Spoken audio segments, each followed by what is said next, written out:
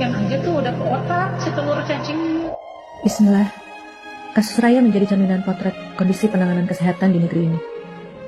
Bagaimana ketika kami evakuasi Raya dari rumah biliknya pada hari Minggu 13 Juli. Raya sudah dalam keadaan tidak sadar. Bagaimana kami melihat ternyata Raya dilahirkan oleh seorang ibu yang tidak sehat secara mental. Belum dibawa berobat? Kenapa Bu alasannya? Nggak ada itunya. Nggak ada apanya? Biaya? Sehingga saat itu sudah terbersit di hati ini. Bagaimana ibunya bisa mengurus dan membesarkan Raya dengan baik.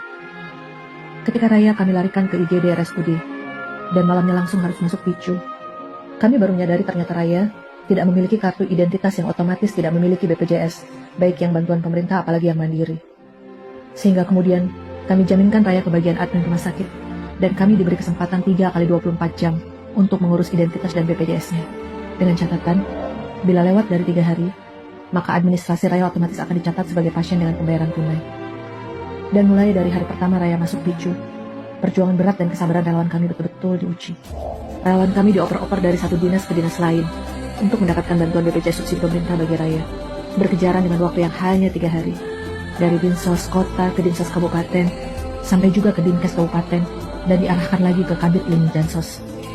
Dari Kabit Lini Jansos dioper lagi ke Dinkes, dan kemudian mendapatkan pernyataan, Dinkes Kabupaten tidak punya anggaran dan MOU dengan RSUD Kota, dan bahkan memberikan solusi agar Raya yang telah berhari-hari dalam keadaan koma, dipindahkan saja ke rumah sakit Kabupaten Jampang.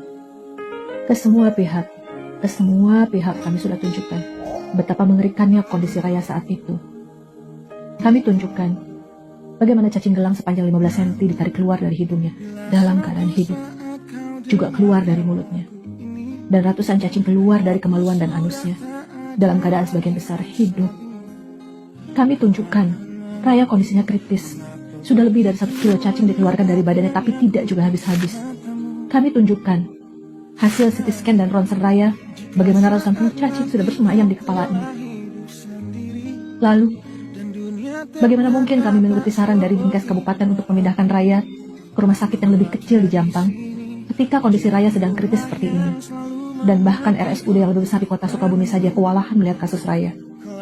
Rabu 16 Juli sore adalah batas waktu urusan administrasi Raya sudah masuk batas waktu.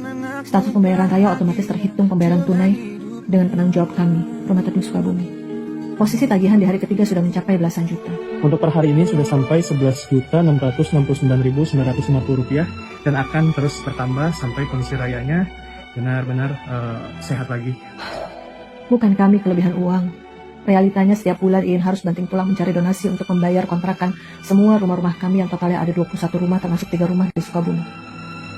Bukan kami pasrah saja, bahkan sudah minta bantuan Badan Zakat Besar di Sukabumi dan mereka menyatakan tidak bisa memberikan bantuan kecuali melakukan penggalangan dana terlebih dahulu.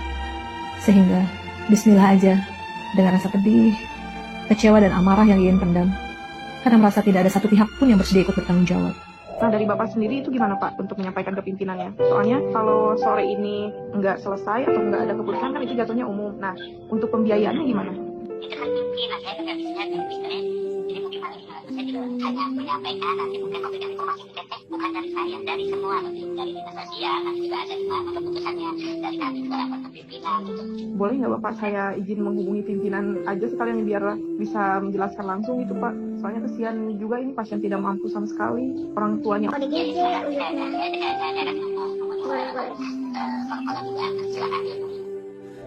Kami teruskan saja pengobatan Raya, bahkan ketika harus mengambil beberapa tindakan medis dengan konsekuensi biaya yang cukup besar.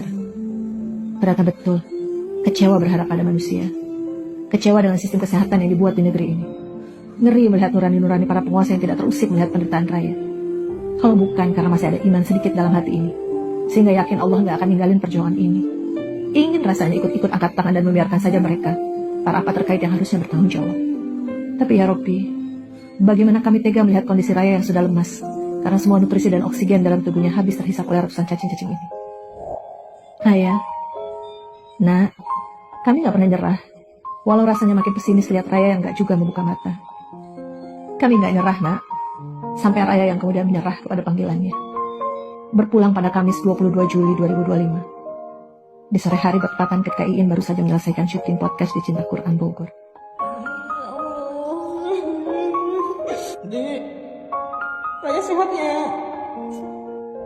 Ketika Raya meninggal, tagihan rumah sakit menunjukkan angka hampir 23 juta. Menyesalkah Iin?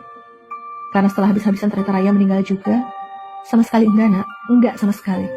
Bagaimana Iin bisa tahu Raya akan meninggal setelah 9 hari dirawat? Enggak pernah ada yang tahu kapan ajal akan datang.